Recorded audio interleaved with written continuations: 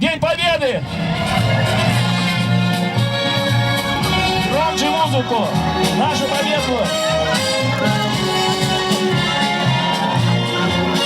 На площади возле паромной переправы стартовал первый районный фестиваль воздушных змеев. Название фестиваля «Ветер Победы» выбрано не случайно, ведь впереди самый грандиозный день в честь победы в Великой Отечественной войне. Мы хотим привить любовь к этой форме, скажем так, досуговой. Разработали специально модель змея, называется МЗ-905, специальный змей, посвященный 9 мая, музейный змей.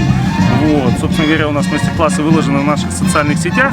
На просторах полей в этот день играла музыка военного времени. Сюда пришли дети со своими родителями, чтобы запустить в небо воздушных змеев. Кто-то принес змеи, приобретенные в магазине, но больше всего было змеев, сделанных своими руками.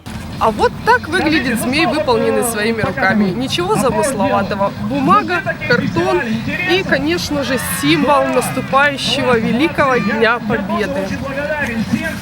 Делается макет из палочек, связывается это все нитками, потом вырезается сам пакет из макета или из целлофана, из бумаги и приклеивается на скотч. Процесс изготовления воздушных змеев происходил под чутким наставничеством сотрудников музея. Мы очень долго искали форму, какую мы провели в школах мастер-классы. Практически сейчас все дети средней школы знают, как делать змея буквально из подручных средств. Это газета, бумага и все. Богучанскому району лучшие змеи в стране. Все.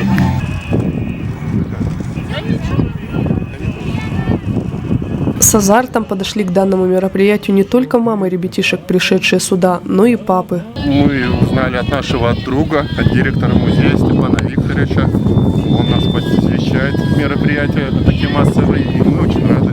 И всегда по возможности принимаем участие.